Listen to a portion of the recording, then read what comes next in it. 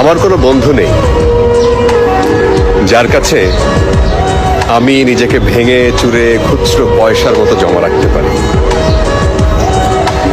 যে আমাকে যত্ন করে সঞ্চয় করবে, প্রয়োজনে ফিরিয়ে দেবে একটা একটা আদর। সত্যি বলতে আমার কোনো বন্ধু নেই। বন্ধু বলতে জেনেছি যাদের, তারা কেবল পথ চলতে সঙ্গী ছিল।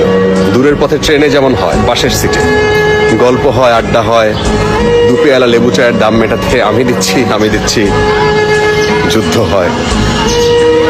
সিগারেটের বাড়িয়ে দেওয়ার টুকরো ফুকে এই যে নিন ফোন নাম্বার, এদিকটাতে আবার এলে ফোন করবে, বলা শেষে অচেনা এক স্টেশনে উঠাও হয়।